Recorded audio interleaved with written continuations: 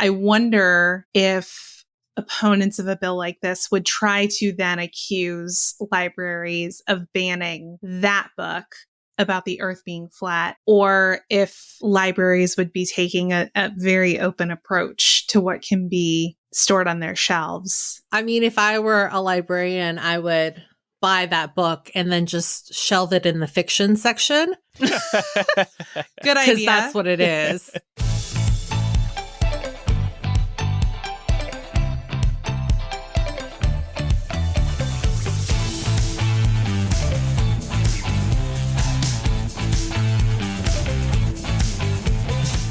Welcome to Millennial, the home of pretend adulting and real talk. Let's do a roll call here. Okay, we've got me, we've got Laura, we've got Pam. All right, so all the Titanic girlies are here. They're not here in a submersible 2.5 miles under the sea, having spent $250,000 for a joyride to death. I have to say, nothing has ever made me feel better about my student loan debt, because while it was debt that didn't really do anything or add anything to my life that I'm going to be stuck with forever, at least it didn't kill me. Yeah, imagine if we had expendable income, we too could be sitting potentially in the wreckage of the Titanic. Yeah. Your Oof. student loan debt hasn't killed you yet, Laura. We might die with it. It will outlive us, potentially. Right. We won't focus too much on this today, but this is definitely the story of the week. Everybody's probably up on it by now. We actually recorded a variety show yesterday. It was a WTF News edition, and this was my story, and we spoke about it for a good 20, 30 minutes. We were aghast, needless to say. Just to run through a couple of details we learned today, the submersible is controlled by a wireless Logitech gaming controller, and much of this vessel looks bootstrapped together. This all came out in a CBS report on this exact vessel last year. And the guy being interviewed in the CBS piece, yeah, he's on the submersible right now, possibly dead. He's the CEO of the company, OceanGate, it's called. This reminded me of another story, by the way. I don't know if you two remember this. Little pop quiz for you two. What company's CEO died using his own product? I think I know this, but am I going to ruin it if I give you the answer, Andrew? It's a pop quiz. I mean, you can get an A right now if you want. Yeah. Okay. Wasn't it the CEO of the company that made Segways? Yeah. I didn't know that. The guy was on his own product and he rolled off like a hill and died. A cliff, I think it was. See, I've always thought that Segways looked a little dangerous, so now I feel vindicated knowing this little tidbit of pop culture. Yeah. So this whole story is giving Segway CEO energy, given this guy is currently on his own ship. Only 5 people on board, so I don't know why he was on it this particular time. And then I saw this today too. OceanGate, which is, again, the company that owns this missing submersible, fired an employee a few years ago after he filed safety complaints against them. The employee specifically said the sub was not capable of descending to such extreme depths before he was fired. The ex-employee also said passengers would not be informed of his safety concerns, and they would not be told about hazardous flammable materials being used within the submersible. So this is just the tip of the iceberg. I think more is going to be coming out about this company. And I think it's so funny how after the CBS report came out, it became clear why they were calling this thing a submersible. They weren't calling it a submarine. And that's because it's not a fucking submarine. And also, there are apparently no regulations about doing this kind of thing. It's literally some billionaire's DIY garage project that he decided to turn around and sell for $250,000 per seat. I have to imagine that if everyone aboard is still alive, he's not having a good time right now. No, oh, that's a good point too, right? Because he's stuck with all of them. They're like, how could you? How could you? And now you're jerking off in front of us as we all are doomed. This was actually what I was going to bring up when we talked about this during WTF News, which you can listen to over on Patreon if you subscribe to that tier. But like, Andrew was asking us what we would do if we thought we were going to die. But like, don't you all think that they're just arguing down there? Because I think it's like low key Lord of the Flies. Probably. Yeah. There's no space. Like I had like very recently just seen the inside of this thing. There's not even seats. They paid $250,000 to Laura's point to just like crouch in a tin can. And in the CBS report, they have to take their shoes off. The CEO says it's like tradition to take their shoes off before going in. So all these people probably have smelly feet. They're smelling each Gross. other's feet as they die. But the CEO angle is like so important to this story because, yeah, like we just said, he's trapped in there with them. So imagine the conversations. Unless this submersible, and this is a word I never heard before, and now it's going to be like the word of the year.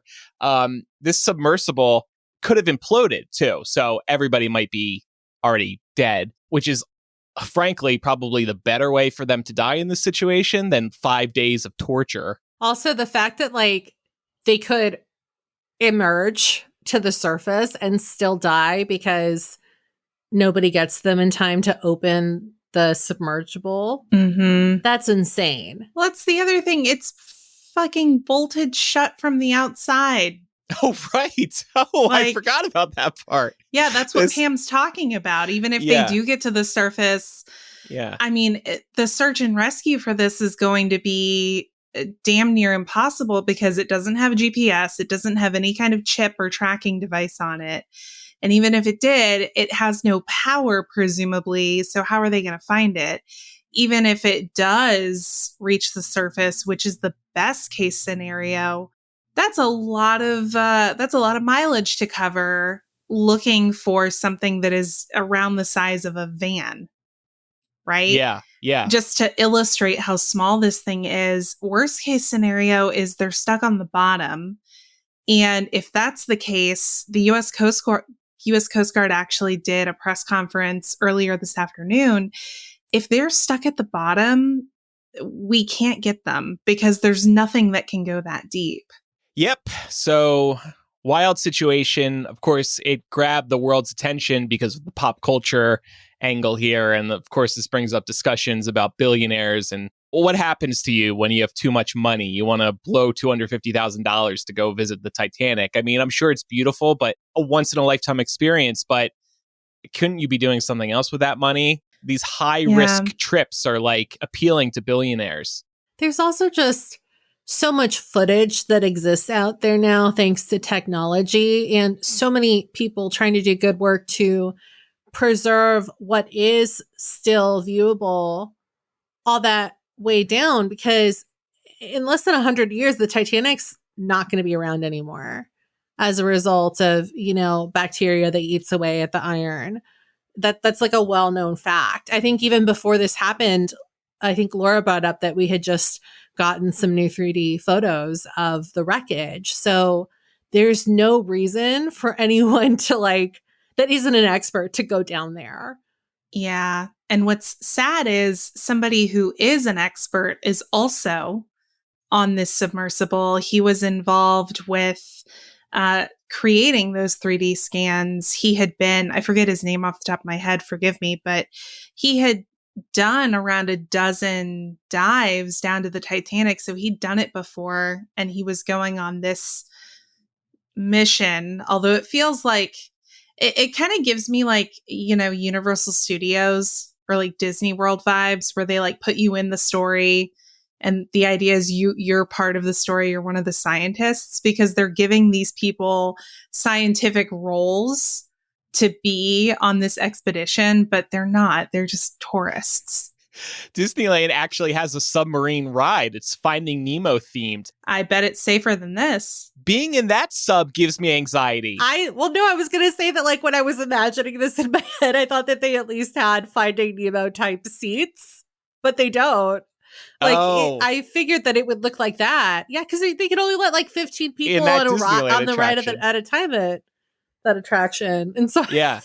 And God help everybody on that sub if somebody farts. Oh, man. Issuing a correction here, Chloe has shared in the Discord the name of the person I was referring to, Paul-Henri Nargeolet.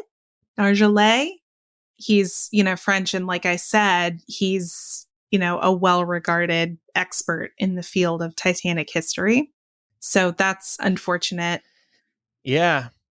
Well, Grant, who's listening live on Patreon, says, tax the rich, save their lives. I like that slogan. Yeah. Between this and orcas sinking yachts, I feel like the ocean, I saw somebody give this take. It was like the ocean is eating the rich for us. I saw that too. Yeah.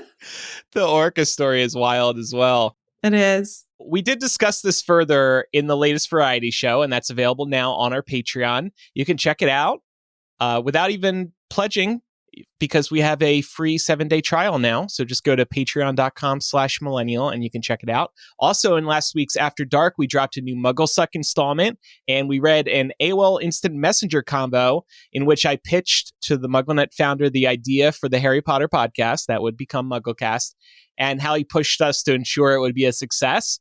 And Laura shared a short but sweet and tragic email conversation with said founder. So more gossip in last week's After Dark, and we'll be rolling out some more Mugglesuck installments throughout the summer. And now we wanted to update people on a couple of other stories. First of all, Bud Light. Spoke about them a couple weeks ago at the top of Pride Month, and we spoke about how sales were suffering in the wake of all these stories that came out and all this backlash or fake backlash. Well, they are officially no longer the number one beer in America. They've been supplanted by Modelo, which is an import similar to Corona Light. I did not realize Modelo was so big. Did you two know it was popular at all? Yeah, I suppose so, because it seems like most places carry it. It's pretty ubiquitous. I mean, if there weren't any better options, I've been known to pick up a 12-pack of Modelo if we needed to have something around. Uh-oh, here she goes again. If there's no better options, calling it a shitty beer. No, I honestly, I don't think Modelo is that shitty. Okay. And all also, right. as I have chronicled, I know you're going to call me out anyway, I think there is a place for shitty beer, and there are some shitty beers that I appreciate. Bud Light is not one of them. I'm not a beer drinker at all, so I have no horse in this race, but I don't think, like, if you would have asked me what the popular import beer was, I would have said Modelo. I would have said Corona. Must be Corona. But yeah. I figured that Modelo had to be reasonably popular, because whenever you see people inventing, like any kind of like sleeve you can fit over a drink that needs to stay cold, a lot of people ask, like, will it fit a Modelo bottle? Because Modelo bottles are very unique in shape. They're not shaped like normal bottles. Oh, so I that's figured true. if people are asking if products like that can fit a Modelo bottle, and there's a market for Modelo, I just wouldn't have assumed that it was, chasing the heels of Bud Light for like the number one spot in America. Exactly. I think that's the most shocking part. I actually have drank it over the last year. I hadn't really previously, but you see it at bars on tap, and obviously it's at liquor stores. And with a lime, it pairs really nicely with a lime, probably better than Corona does. They've got like seltzer spinoffs too now, of course. But 2 weeks ago on this show, Laura was really shitting on Corona. And just for the sake of time, I decided to not push back, but I was shocked that Laura was calling it a shitty beer. And last week in our planning meeting, which is on our Patreon in the new executive producer tier, this happened. We wanted to give people a sample of what you can expect in these planning meetings. Who's number one now that Bud Light lost their Modelo. spot?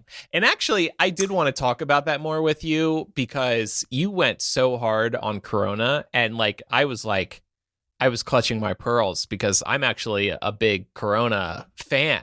So to hear you go so hard on one of my beloved beers, it was hard. Me to go honestly. hard on Corona? I said I like Corona. No, you were shitting all over it on air. No, I mean, I was saying that if I want to have a shitty beer, I'll go for a Corona, because I like. Because enough for Andrew to clutch his pearls. on a hot summer day, there's nothing better than a Corona with a lime in the neck. Yes. But you just said it was shitty, so I'm confused. I mean, in the like, okay, let me ask you a question. Is Taco Bell shitty? Yeah. But you still eat it, right? You still like you can, two things can be true. Multiple truths exist. Okay, but I just don't think Corona's shitty, period. That's all. That's why I was clutching my pearls. I see. I do not consider it shitty. Yeah. I see. I will say I don't consider it to be in the same class of shitty as I consider Bud Light. So the show almost ended during that moment because we were feuding so hard. We almost broke up. This is especially funny to me because Corona is this sounds weird to say, Corona is like the beer of my childhood. Not that I was drinking it, but that was like the beer of choice at all the family parties. And you knew people were being cheap if they showed up with either Bud Light or Tecate. So it's kind of funny to hear you both freaking out over whether or not Corona is a shitty beer because, that was considered a luxury when you're trying to get a plethora of people drunk, at least in my household. I never considered it a shitty beer, so I learned something new over the last few weeks. By the way, it was fun playing that clip back and watching Laura listen to herself because she was putting her hand up like, so true, bestie, so true. She heard herself talk. Wow, she's really smart. I still think I'm right. Okay, fine. I don't know. Corona, man, when I used to visit Vegas, my number one goal as a tourist here was just pounding as many Coronas as possible on the casino floor. Give me a Corona, give me a Corona, give me Corona. Just getting drunk on Corona. So that's why it holds a special place in my heart. And it's good. I'll tell you what, Andrew, when I come out to visit you in Vegas, we will get drunk on Corona. I will drink Corona exclusively for one day while I'm out there. Oh, man. I don't want to ruin your trip, though. I wouldn't do that to Laura's you. going to be like, it tastes just like college. Yeah. And I mean, that's not, as I said, not a bad thing.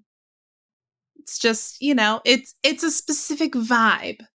It's okay. I respect. Look, we've all got different tastes. I couldn't believe what I was hearing when you were going off on them a couple weeks ago. That's all I'm saying. I'll have to keep this in mind. I don't want to trigger you in the future. I'm a snowflake when it comes to my drinks, my boys. So please be careful around me. But Pam, you wanted to guide us through a couple other updates, right? Yeah, so it's been a while since we talked about book bans, but obviously they've taken center stage over the course of this past year. And Illinois is taking this very seriously. They officially announced last week that they are banning book bans. So the entire state of Illinois is now the first to pass a law that puts a ban on banning books. This law was signed into effect by Governor J.B. Pritzker, and he said that the law comes as a result of an uptick in an attempt to pull certain books off of shelves. And even though we've seen this happen recently across the country, in Illinois specifically, there were nearly 70 attempts to take books off of library shelves in the past year alone.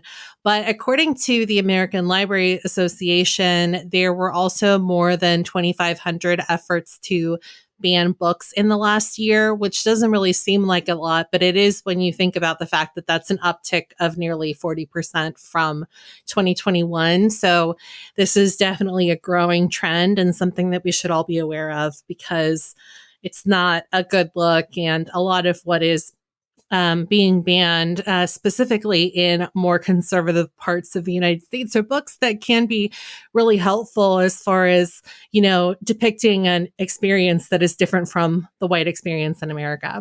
So as part of the new law, this requires that libraries in the state, including school libraries, adopt the American Library Association's Library Bill of Rights or similar language. And that Bill of Rights states that, quote, materials should not be prescribed or removed because of partisan or doctrinal disapproval. And libraries who don't comply will actually lose access to grant funding. So that's basically how they're looking to enforce this. And it looks like they're not alone, because looking ahead, there's also a similar bill that's currently making its way through Andrew's home state of New Jersey. So we'll Yeah. see if that is the next state to put forth a similar law. My sweet angel nephews won't have to deal with any banned books in libraries. So yeah, I think this is great. I do have a couple of questions about it. Like, obviously, this doesn't stop booksellers from leaving books off store shelves. Also, what if a library just conveniently forgets to stock a banned book, or maybe they stock fewer copies than they normally would of what might be a popular book?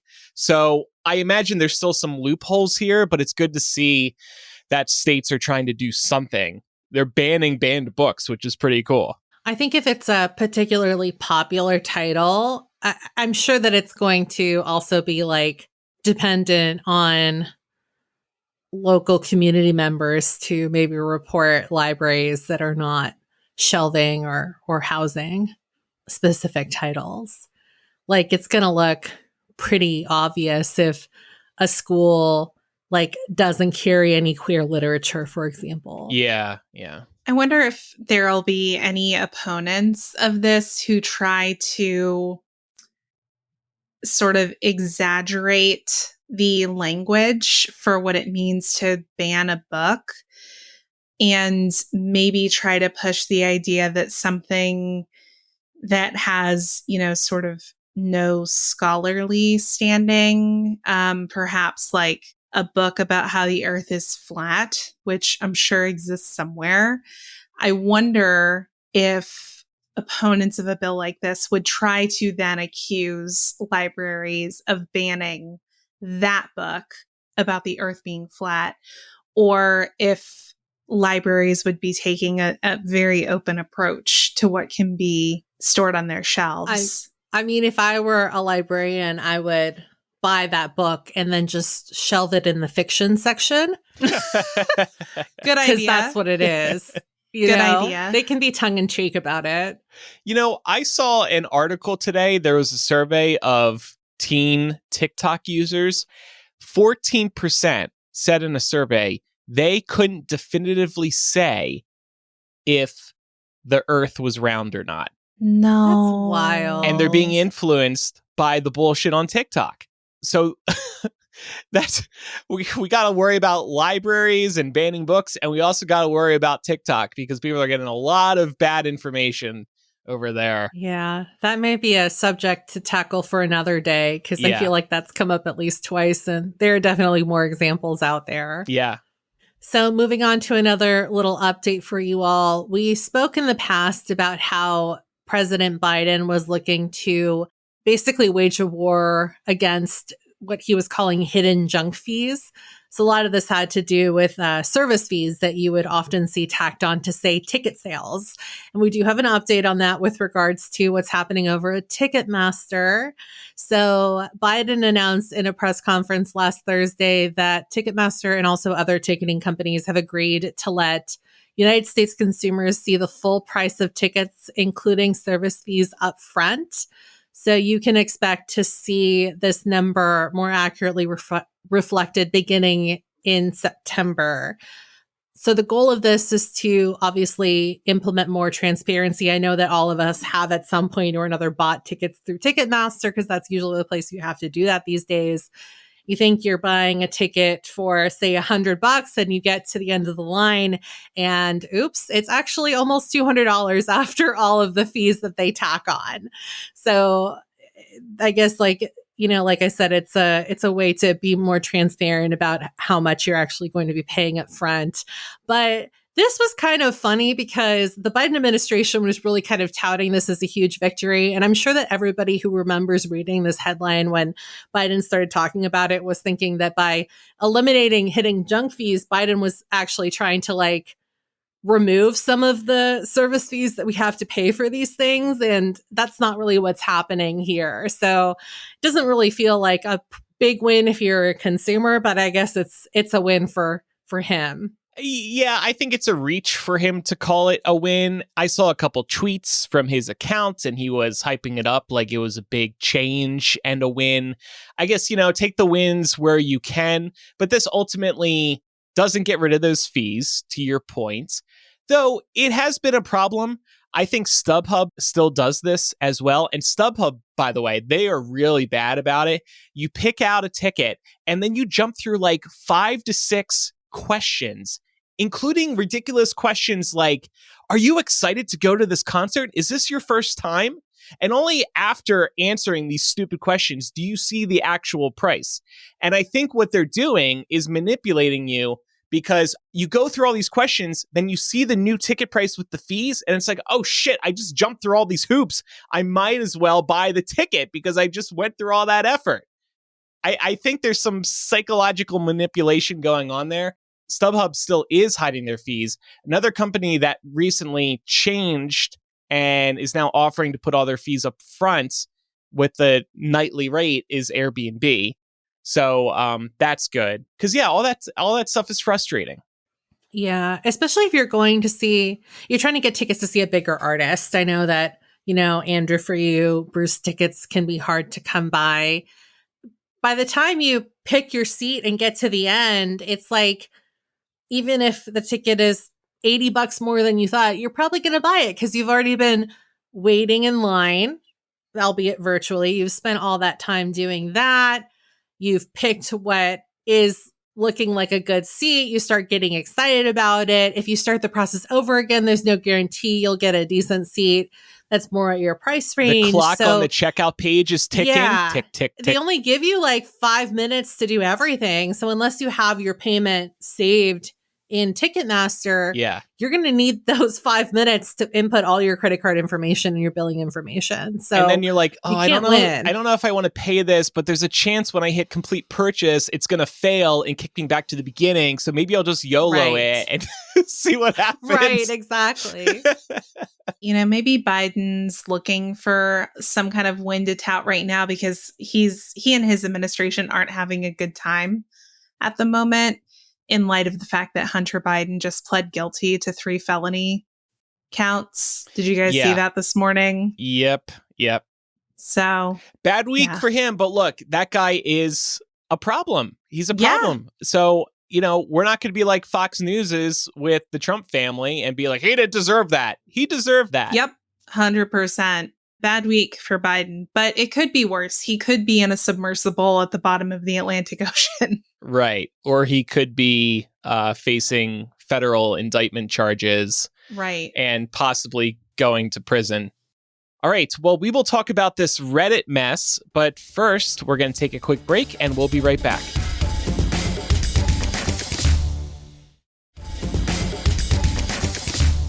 So let's talk about Reddit. This is a website we don't talk about much, but it's one of the biggest websites online. We all use Reddit here, which we'll talk about in a little bit.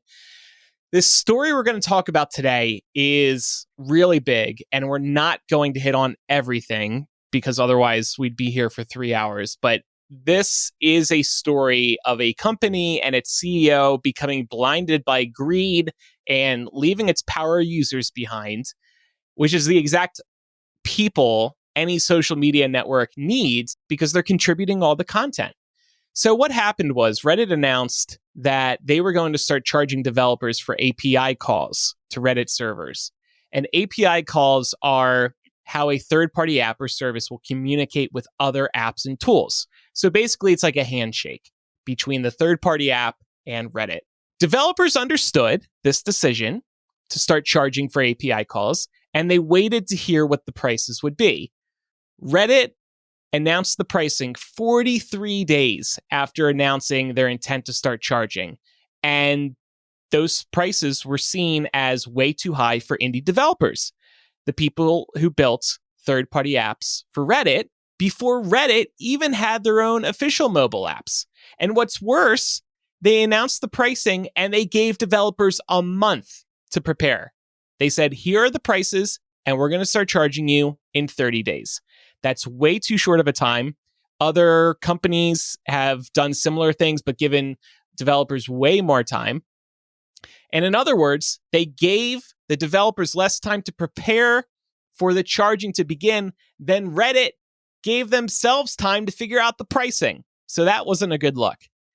The indie developer of the third-party Reddit app Apollo, who's been at the center of this controversy around Reddit's handling of this situation, announced that the popularity of his app would mean that he'd be having to pay Reddit $20 million a year, which was untenable for him for a variety of reasons that he's explained. So he's going to shut the app down for good on June 30th. And Reddit has been entirely unwilling to work with this developer. His name is Christian Selig. He's had meetings with them and they produced no results. Things started off cordial and it seems like he was optimistic, but then they fell apart pretty quickly. Other developers feel the same way about how things have been going with Reddit.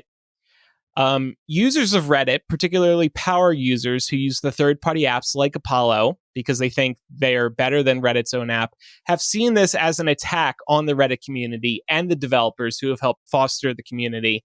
They don't like that Reddit is prioritizing their business over the community. I've used the official app. Do either of you use third-party? I don't. I use the official app and it sucks, admittedly. I'm not a power user, nor am I a moderator. So I don't really have, as much incentive to use one of these third-party apps. But even just as a casual user, the Reddit app sucks. I personally haven't had problems with it, but I guess I just don't use Reddit enough. Like, I'm looking through a couple subreddits, I'm commenting here and there, and I'm done. But you're not alone in that opinion. I've seen a lot of people saying it's bad. I just don't fully understand why it's bad. For me, it crashes a lot. It also doesn't have like a great relationship with being launched by a browser, for example. I've noticed, like, if you ever Google something and a Reddit link comes up and you tap it, you would want that to open up the Reddit app, which your browser does try to do, but a lot of the time it doesn't really work very well, or it directs you to a different post entirely than the one that you clicked on in the Google search results. It's just kind of messy. And then I think, from a moderating perspective, the official Reddit app just lacks a lot of the tools that moderators need to really be able to, monitor and enforce policies in their communities. Yeah, I would agree with Laura. Usually whenever because obviously anytime you Google something, say through the Safari browser, if you're using an iPhone, and you're looking specifically at a Reddit post, it will prompt you and ask you if you want to launch in the Reddit app. But more often than not, whenever I've done that accidentally or I've tried to go back to using it, it just sends me back to the Reddit homepage, which isn't what I want.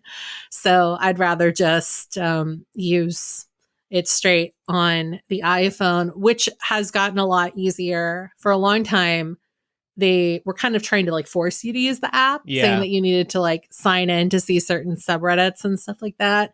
So I think that like everybody involved knows that it's not the best app out there. And that's probably why they've laxed a little bit on the login rule. And by the way, Apollo, this third-party app, has won Apple Design Awards. And Apple, at their most recent keynote, before all this started going down, featured Apollo multiple times in the keynote, which was a big deal for the developer, and also very interesting that Apple decided to feature the Apollo app instead of the official Reddit app.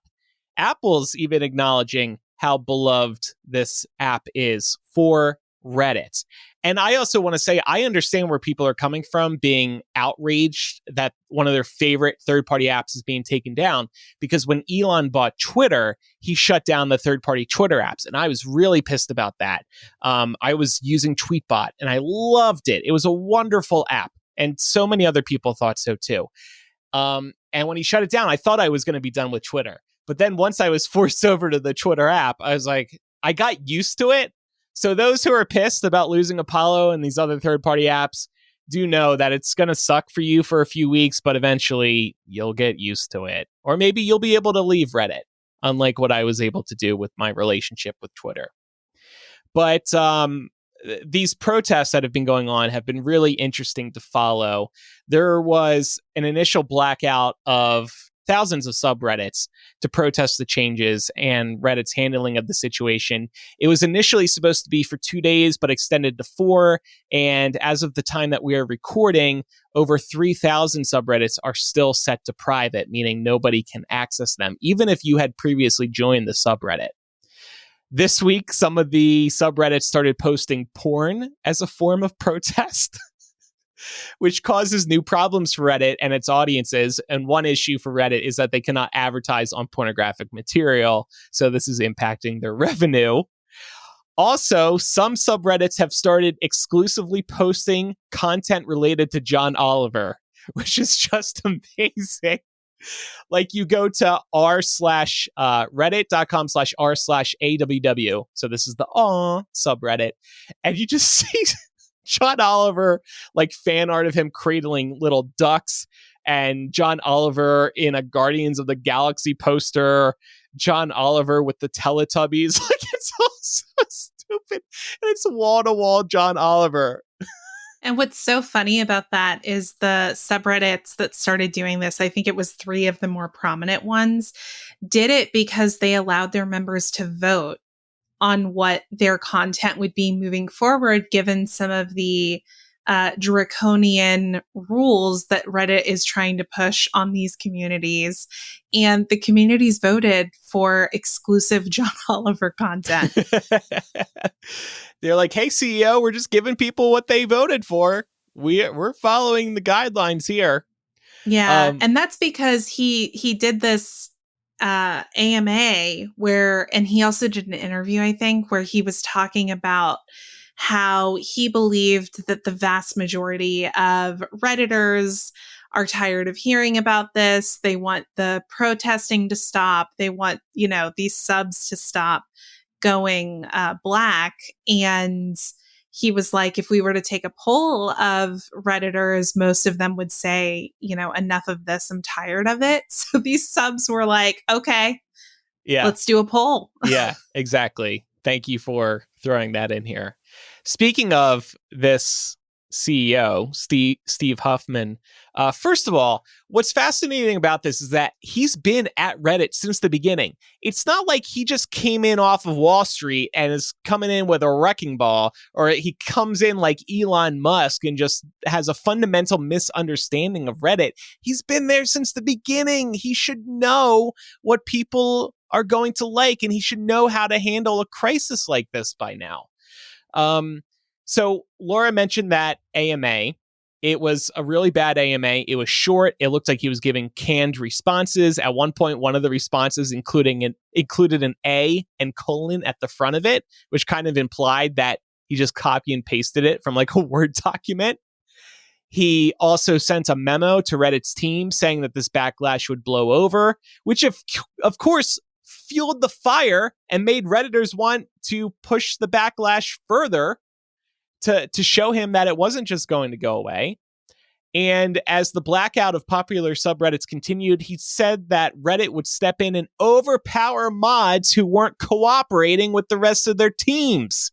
And then he also most recently compared mods who work for free on Reddit and are the backbone of communities to landed gentry. So again, like this guy's been there since the beginning. He's just insulting the people who really make Reddit what it is today. They have not backed down from the prices. And again, developers are willing to pay, just not the prices that they set. So why is Huffman so hell-bent on charging for API calls and keeping the prices where they are? Well, Reddit is not profitable, and they are trying to become a publicly traded company. So the pressure's on to make money. He also admitted that Elon's aggressive moves at Twitter showed that a platform can make sweeping changes, like shutting out third-party apps, charging for API calls, which Twitter did too, etc., and surviving any backlash. So we'll see if this goes the way of Twitter, which still isn't in good shape, or this goes worse than it has for Twitter. Yeah, and I will add here that Huffman has been rubbing shoulders with Elon for a while now. He said in a recent interview that he and Elon had discussed potentially launching an internet platform together. So I think he's taking a great deal of influence from what Elon's doing and thinking about short-term gains and not the long-term potential impact on a website that, we have it noted here on the doc for a long time. Its tagline was the front page of the internet. Yeah. And this kind of move, I feel like, diminishes that legacy and the way that people use Reddit.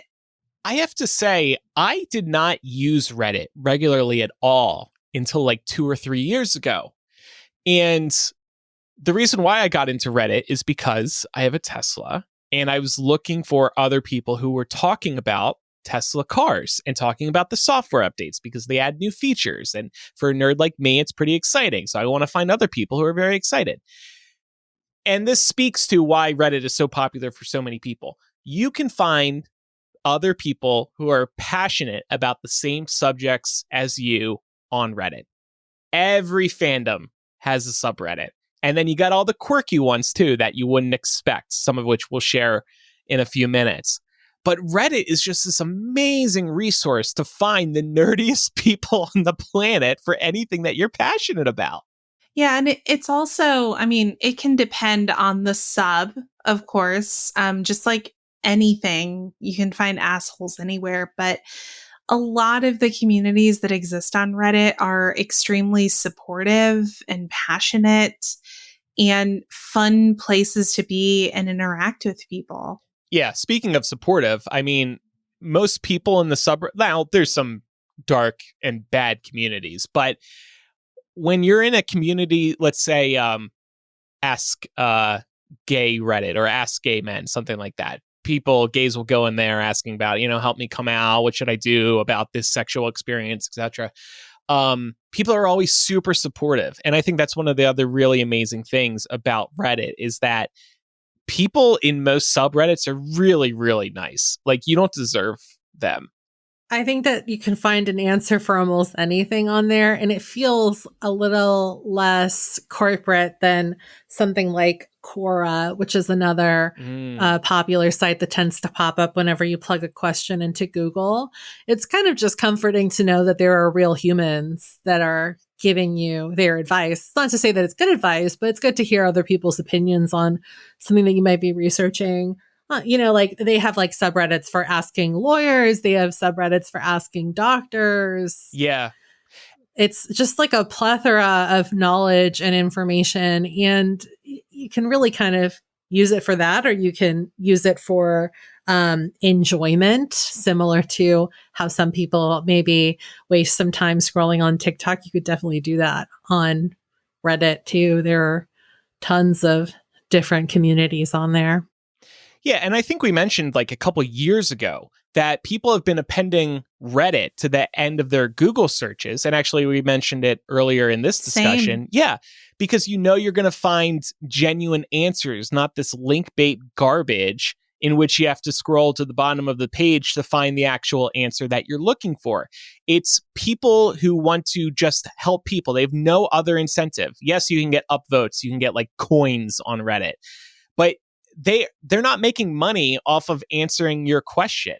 And Quora has real people too, but Quora's answer pages, I guess especially these days, they're a mess. Like you try to look for one answer and then they like try to sneak in related questions and answers to those. I hate that. And I'm like, wait, am I still on the answers about the original question I came here for? Also, you can usually only see the first 2 top answers. Like you can't see everything. Reddit still does not force you to sign up unless it's like a locked subreddit, right? Which is few and far between. But for most basic stuff, like, okay, like the other day I broke a nail and I wanted to see if like there was any way that I could repair it at home instead of having to go to a nail salon. So I just like plugged in like, what's the best way to fix a broken nail at home? Reddit. And there were so many different options that came up. And they just wanted to help. They weren't in it for the ad revenue. They just knew what you were going through. I don't usually come across like people arguing either when like you're looking for answers like that. Yeah. You know, like everybody's just like chiming in with their own 2 cents and calling it a day. It is kind of wholesome. Yeah. And even if somebody decides to needle somebody, they'll hit them with like a very quick, clever comment. And more often than not, the response is like, okay, fair. Like, people just go with it. Yeah, so it's an amazing place. I've used it a little bit for self promo too. So like I'm in the podcasting subreddit and a couple others that are related to the podcast industry. And what I'll do is I'll really try to help answer somebody's question, but then at the end I just mention, hey, I also do some consulting if you want to talk more about this. So like I give them an answer and I try to genuinely be helpful. And then I hope maybe them or others who are reading the comments will click in and find me. Because the other thing to think about too is like sometimes you get Googling and you bring up a Reddit post. Some of these Reddit posts are like 8 years old that you're pulling up. And so it could be a good way for self promo and like this continued drip of people coming into your site. Now, of course, mods do watch out for people promoting. So that's why you got to be careful about the balance of like, being helpful, but also you can mention what you do.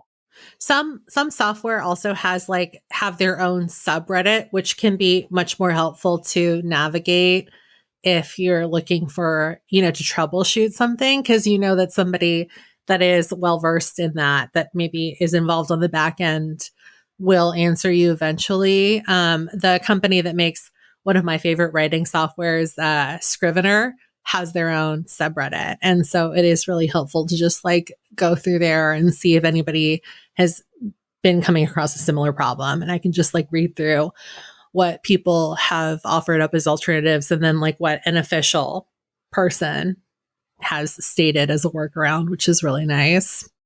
It's so nice. I'm in a Costco subreddit, Trader Joe's subreddit. I really like Data is Beautiful. I mean, I love being on like Am I the Asshole and Ask Reddit. Those are a couple of bigger ones you can do. Yeah. I love No Sleep. I mean, y'all know I love creepy things, and No Sleep is basically where people just share scary stories that they've written, and it's a good time. Fun fact. Do you ever look at the Unsolved Mysteries one? Yes. Too? Yeah, it's a good one. Yes. Fun fact about No Sleep, there was a story somebody wrote and submitted on there a couple years ago that actually ended up getting picked up by Netflix. Oh, wow. Yeah. For like, it was a multi-million-dollar deal for Netflix to adapt it into a TV show. So if you've ever posted a story on No Sleep or anywhere else, you could always get picked up. Don't let your memes be dreams. So I found this wild subreddit a couple years ago, and I could not believe this really existed. It's r/Herman Cain Award.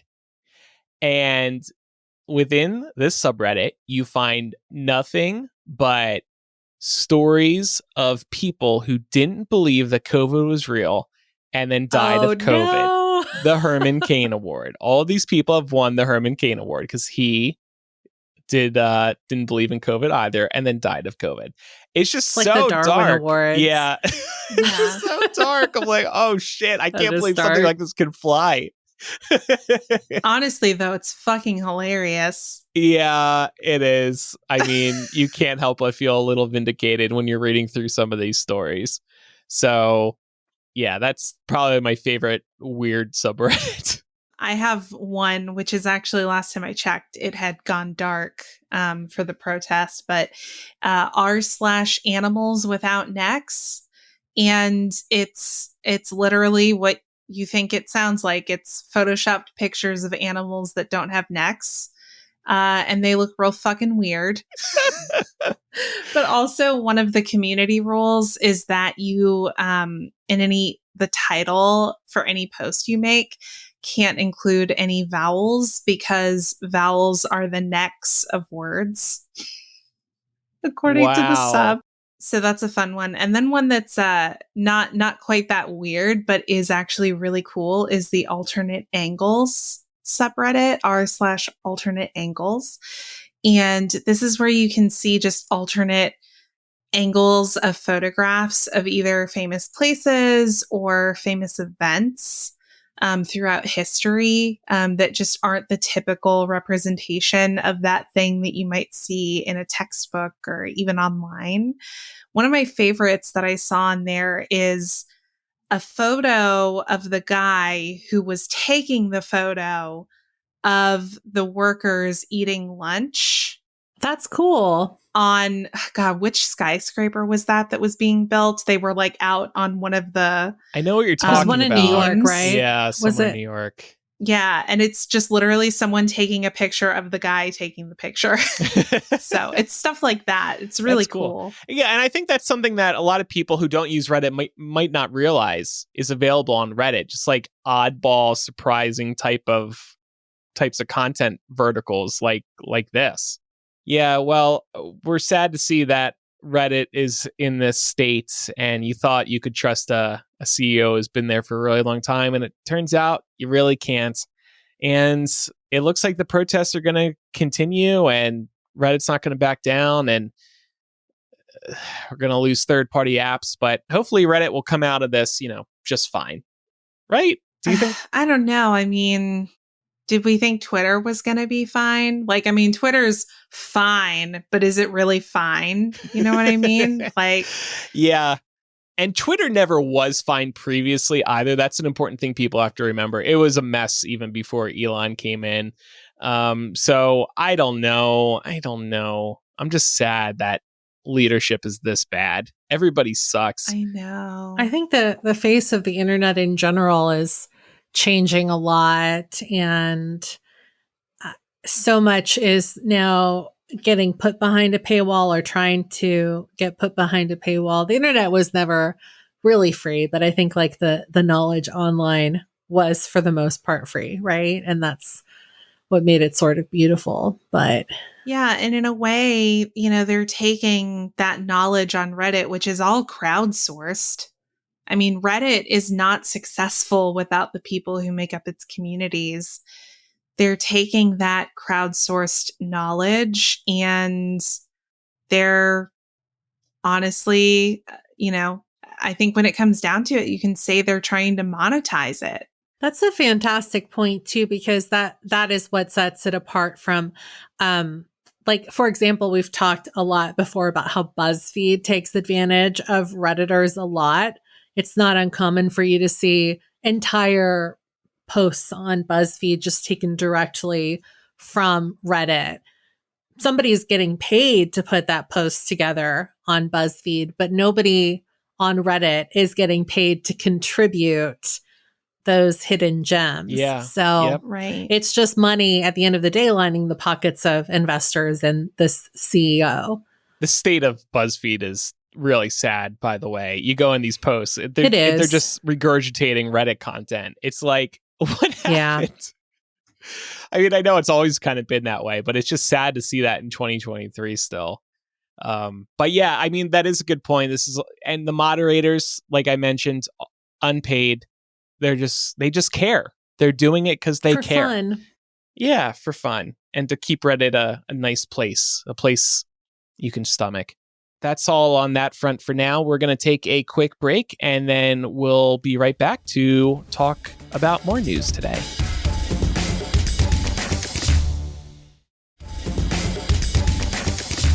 Well, hopping into our last story for the day, we wanted to chat a little bit about cybersecurity, and want to note that we did chat about cybersecurity a few episodes ago. We had a cybersecurity professional on the show.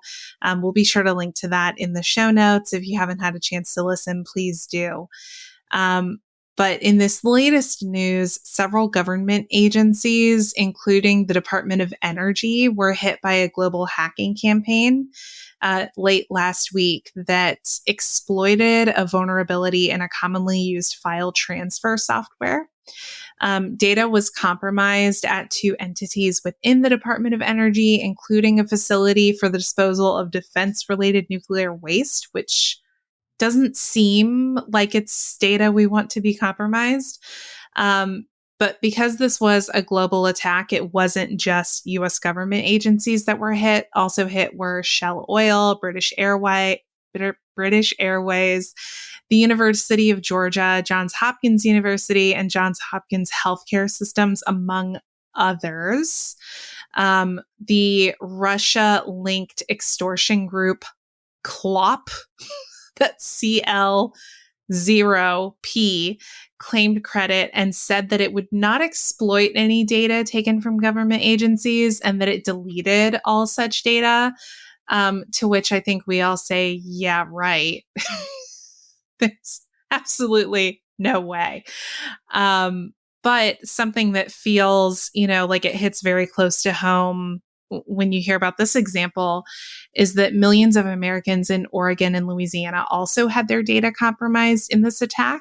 The Department of Motor Vehicles in both of these states was targeted, and basically anyone who has a driver's license or a state ID in Oregon or Louisiana had their personal data compromised, which led to some concerns about banking security. Some folks had, potentially their bank accounts and other items compromised as a result of this data breach. And more and more, as we're having these conversations about these major cyber attacks on government institutions and, universities and things like that, concerns from professionals in the field about banking security keep coming up. We've certainly seen examples of banking institutions being hacked in the past. We all may have been the victims of some kind of hacking related on that front. So I thought that we could, as a jumping off point from this story about cybersecurity, look at credit card safety. Because in discussing this story and in planning for the show, it became pretty clear that we've all, at the very least, experienced or been concerned about some level of credit card safety. And I thought we could start, Andrew, you and I, by talking about the credit card issues we've experienced over the years. Yeah. So longtime listeners might remember I used to love Virgin America, the airline. Unfortunately, they no longer exist. They were bought by Alaska Airlines, but they had a credit card. And because I was flying cross country a lot, I tried to be loyal to one airline to rack up the points. And I used their credit card. Virgin America had a credit card, but that damn thing, the company behind it, Comenity Capital Bank, they must have had major security issues that they couldn't fix, because over the course of my account's life with the Virgin America credit card through them, I had 4 credit cards, and they preemptively sent me a new one each time. There was recently a data breach. Here's a new credit card. There was recently a data breach. Here's a new credit card. I'm like, get it together, people. What the fuck? And it's a pain in the ass because I'm trying to use this as my primary credit card. So then I get a new card and I got to update all my stuff. I still have in my Domino's app on my phone 4 Virgin America credit cards that I just keep in there because it's funny to look at. V America, new. V America, new. V America, new. I have to keep putting in these stupid cards because they have so many security breaches. So that's my main story. It's just so frustrating because we all sign up for subscriptions and then you got to update them. Yeah, for my story, I have a travel credit card that I use for the points, mainly because Mark and I are trying to save up a bunch of points to do a big trip abroad one of these years, we're thinking. And this fucking card has been compromised 3 times in the last 12 months. And it's so annoying because it's not even a situation where there was like a mass data breach and the card issuer got in touch and said, we've been breached, we're sending you a new card. It was my card getting stolen somehow and being used at, an institution or a retailer that I didn't recognize, and me having to do the legwork of reporting the fraud. And it would be one thing if I was having multiple cards or even like my main bank account have this issue, but it's literally this one card that I've had this issue with. And I'm like, I find it kind of hard to believe that hackers just keep finding this one card of mine. It feels like the card issuer is getting hacked and they're not like coming clean about it. Yeah. I've never had any of this happen. Thankfully, I have had my credit card physically stolen before, and that was a pain in the ass, but thankfully no breaches. Actually, my not credit card related specifically, but my bank is really almost like too good about shutting off my debit card if any suspicious activity happens, and that I appreciate it because that's money you can't get back, right? If your debit card, because that's directly linked to a checking card account. So I appreciate it, but at the same time, it is really frustrating if, like, say you forgot to tell them that you were traveling and you swipe it, or like if you're trying, like at Apple stores, people usually hit up Apple stores if they like steal any kind of card. So anytime I've ever had to like say go in and buy a computer or anything that's over a certain dollar amount, then they'll shut off the card as a security precaution too. And that's really frustrating because then you have to like get on the phone with them and say like, hey, it's me, and answer all these security questions, and it's a pain in the ass. I hate it when that happens too because it's just embarrassing.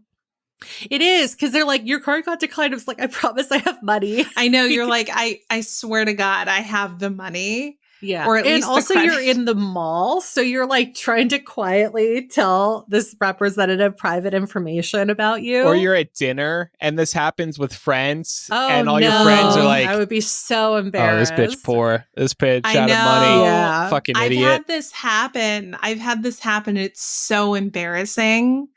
And the waiter tries to be discreet, like, are you Laura? Oh, and then they like shuffle over to you and like, hey, there was a little problem. I don't know. Should we try it again? I don't know.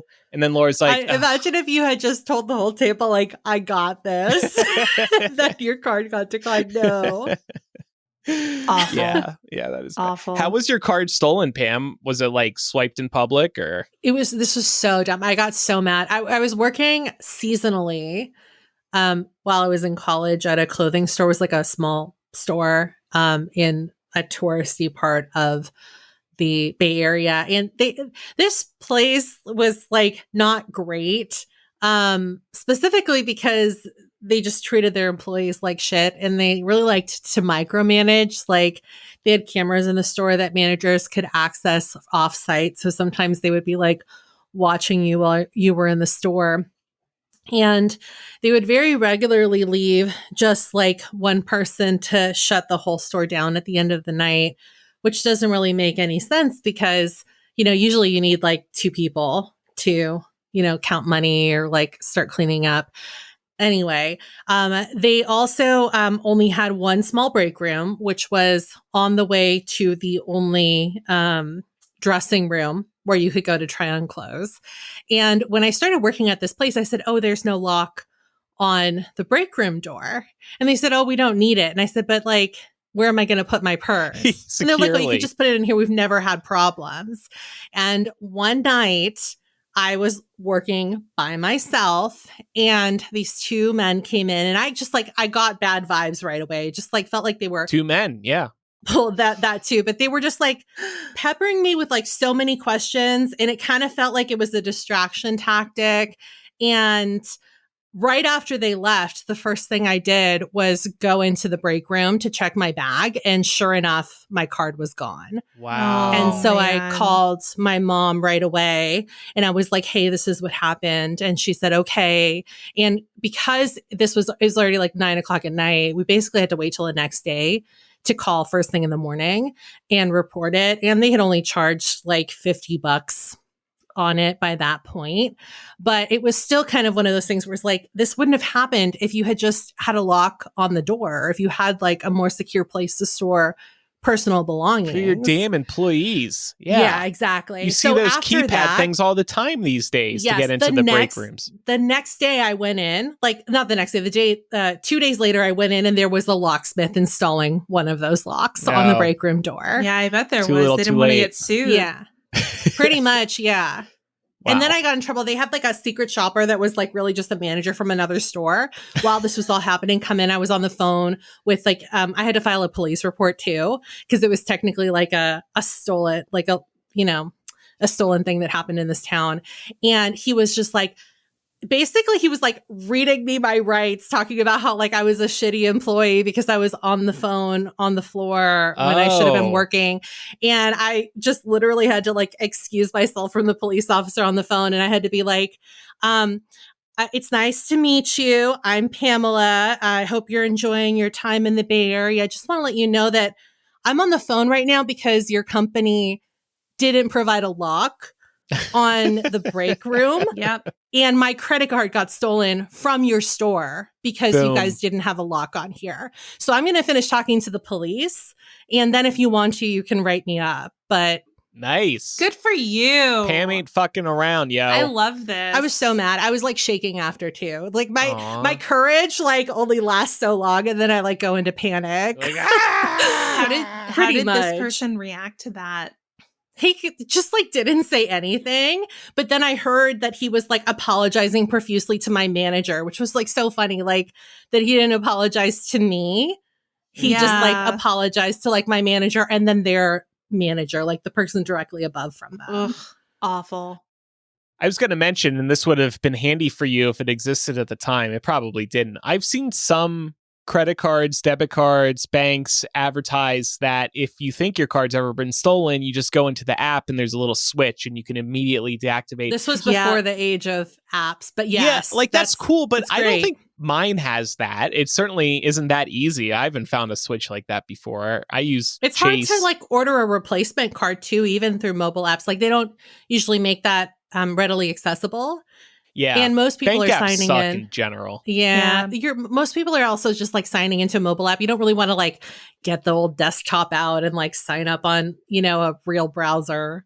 There's Right. time for Yeah. that. I Who's will say time? Discover does have the feature you're talking about, Andrew, to be able to freeze your card if you ever Okay. think it's been lost or stolen.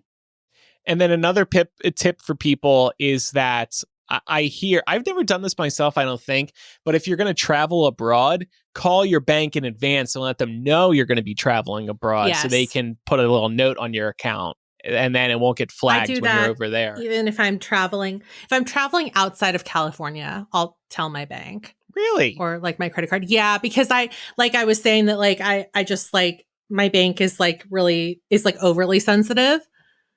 Okay. I think I was saying that at the beginning of our conversation. You were, that- yeah. But so like you go to Nevada, you're like, I cross state lines, look out. yeah, just to be safe. I think that they wouldn't in Nevada. They probably would just be like, well, whatever.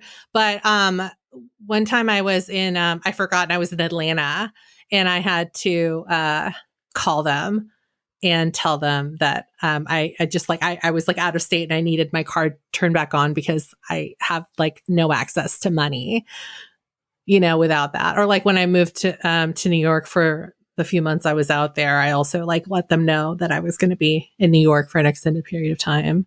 Yeah, I feel you on that, Pam. My bank will sometimes shut my card down if I'm buying gas in a different zip code. Not like out of state, zip code. Wow. just a different zip code than the one I normally buy gas in. And like you, I appreciate it. You know, I would rather them be too careful than not careful enough. But Mhm. goddamn, that shit's annoying. I know. Well, something else that you can do to protect yourself, sort of protect your credit card, but also protect yourself online is a lot of credit cards now offer these alerts. So at least for me, in mine, it's when you go in to look at your credit score, there's an alert section you can tap and you can see all these alerts for if your card or if your email address were compromised on the dark web. And if you drill in on these, at least this is my experience, you can see what website was actually compromised. So a couple of examples that I was able to get from mine were Park Mobile, which haven't we all used that at some point Yeah. when we're yeah. parking? Yeah. So congratulations, your information has probably been compromised. And then also MyFitnessPal, which Some pal. Yeah, I know, but I also used such a long time ago. Like, I don't even remember when I used it. Yeah, you And just forget where you put your credit card yeah, info. Park Mobile. See, this is my issue with stuff like this about having to go cashless forever. Basically, that's kind of like the direction we're moving in.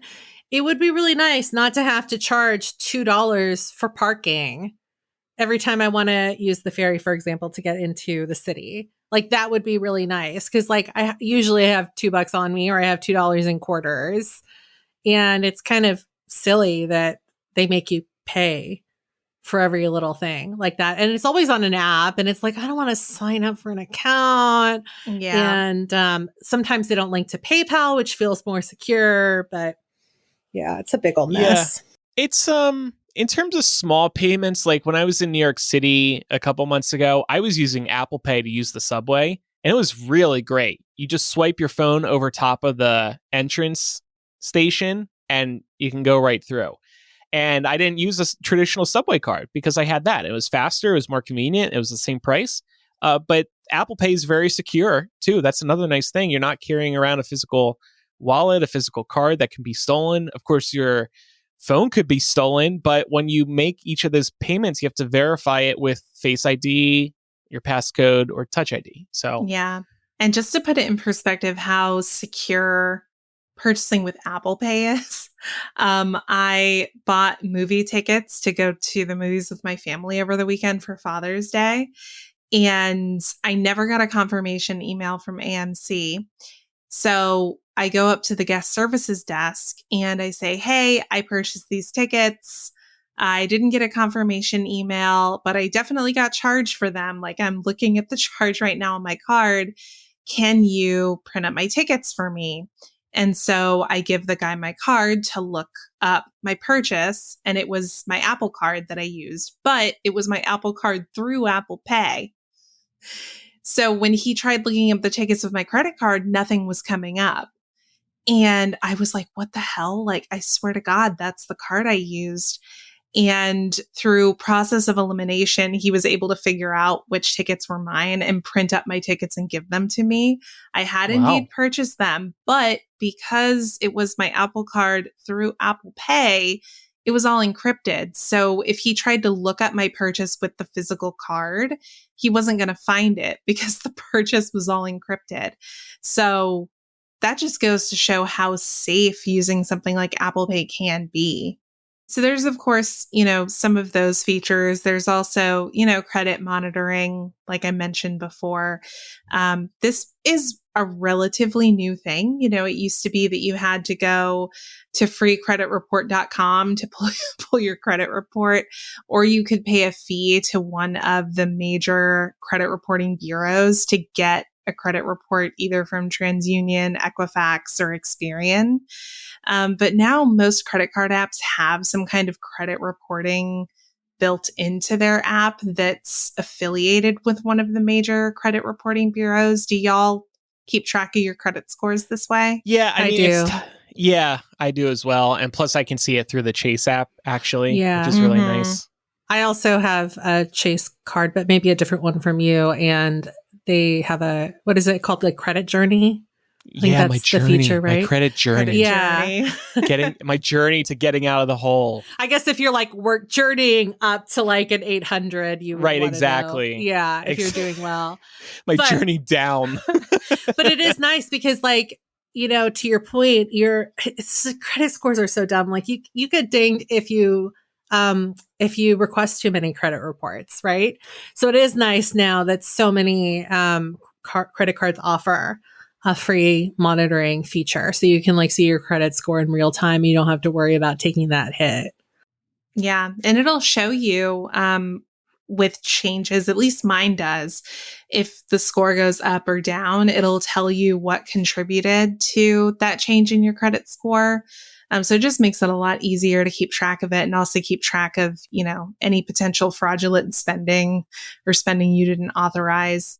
I wanted to throw it over to Andrew, though, for a tip about points, because something that's had me feeling stuck on this travel card of mine that keeps getting fucking compromised is that I have so many points built up on it. And I feel like Yeah. I'm stuck and I can't get away. I'm stuck. What do I do? Get me out. Release me from this journey. I wanted to let you and others know that it's actually pretty easy to transfer credit card points, even between people. So if your cards are all under the same bank, look into the possibility of transferring points to a different card. And you can do this with Chase. I assume you can do it with other banks, and there are various credit cards as well. And you can also look at the possibility of transferring credit card points to a specific airline. So that gets them totally away from the bank. I know some airlines and banks offer this. Some of them have partnerships, I believe. And like I mentioned, you can transfer points between people. So for example, Pat is able to transfer his Chase credit card reward points to me very easily, super easy, and it's instant. And then we combine our points for trips that we book under my Chase Sapphire Reserve accounts, because Sapphire Reserve, that's the credit card I have, those bookings are worth more than they are through Pat's Sapphire Preferred credit card. So in other words, it's a 1-to-1 point transfer when we do this, but the points are worth more under my account. Now, my account also does have a higher annual fee, so that sucks, but you get a lot of great benefits too, which I'll mention in a moment. So yeah, you don't have to, I would get away from this card, Laura, but first look into how to transfer those points away, because there's multiple options usually. I'm going to have to look at that. I'll update you on what I find.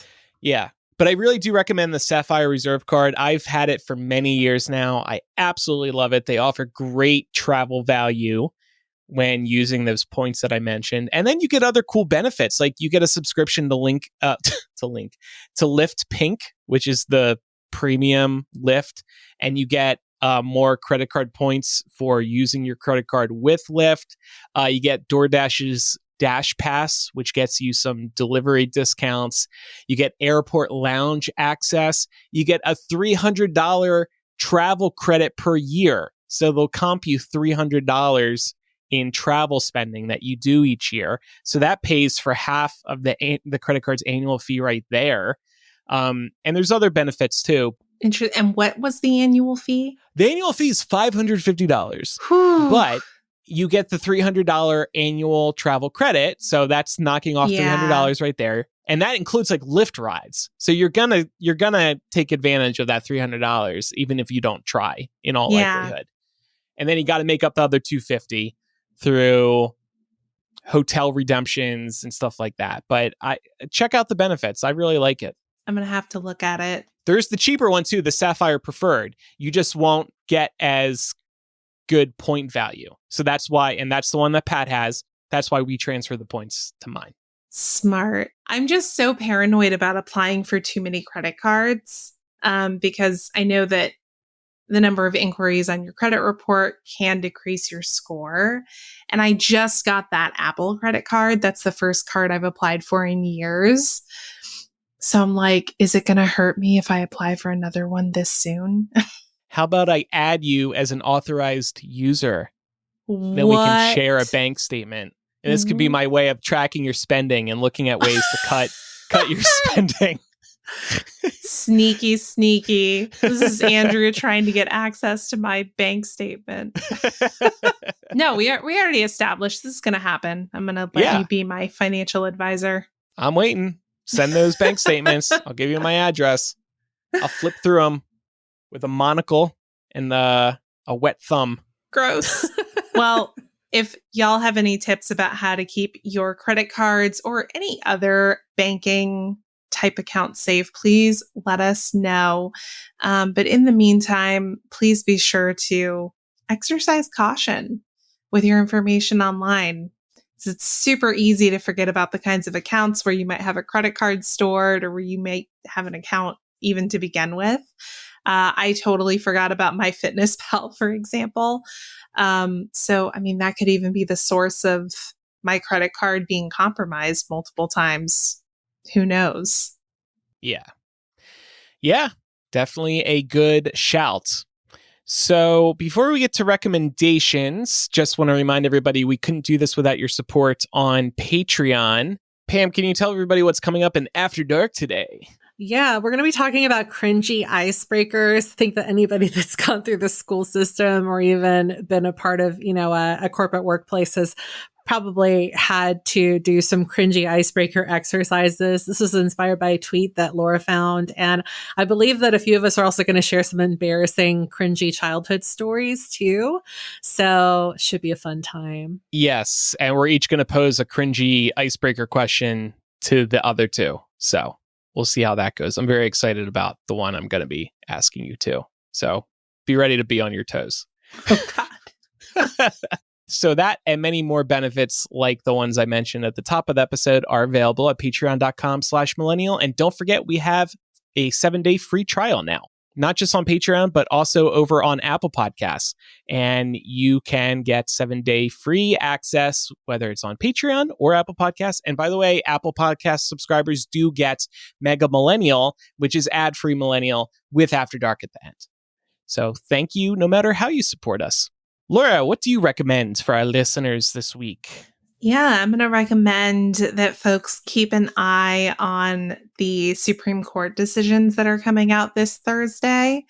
The reason being is it's rumored that the Supreme Court's decision on Biden's student debt relief proposal will be among the decisions that are released on Thursday. So many months of waiting and wondering how this is going to come out, maybe coming to a close here soon. So definitely keep an eye on it. And, may the odds be ever in your favor. Related to the credit card talk, if you are currently shopping around for credit cards, I want to recommend the website NerdWallet as a good place to start. I just really like their interface, and they do a really good job of breaking down the pros and cons of probably almost any bigger card you might be interested in applying for. And so, yeah, I mean, I would obviously look at other sources as well, but if you just want a really good primer, it's really easy to navigate their site and get some bigger bullet point details about any card you might be interested in. Do either of you watch The Other Two? No. Very, very, very funny show. Yes, I'm recommending another very funny show this week. Hollywood has never been depicted or predicted so accurately. In fact, just a couple episodes ago, they had this plot line where Disney was going to introduce a prominent gay character in one of their animated movies, but the gay character was just a blob.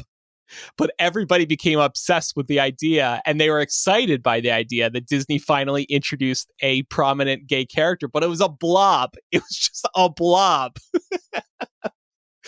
And then what happens 2 weeks later? Pixar releases the new animated movie Elemental, and a voice actor tweets, big announcement, I got to play Pixar's first non-binary character, Meet Lake. It's a blob of water. The other two literally called this 2 weeks ago.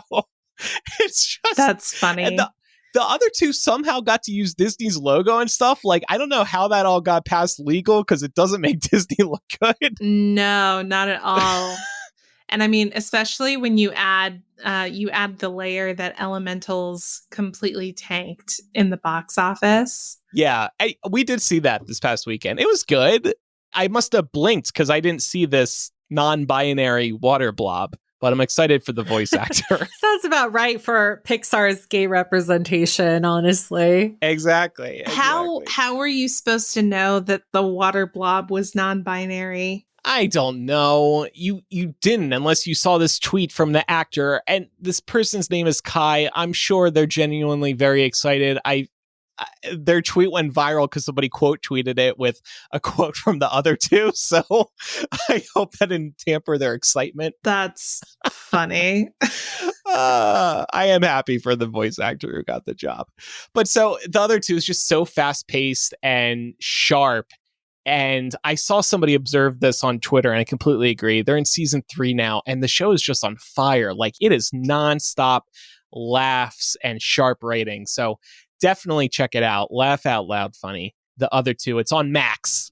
So with that, make sure you are following the show in your favorite podcast app so you never miss an episode, and leave us a review in Apple Podcasts or Spotify. We really appreciate those. They're great to read. If you have any feedback, you can email millennialshow@gmail.com, or you can use the contact form or anonymous confessional on millennialshow.com.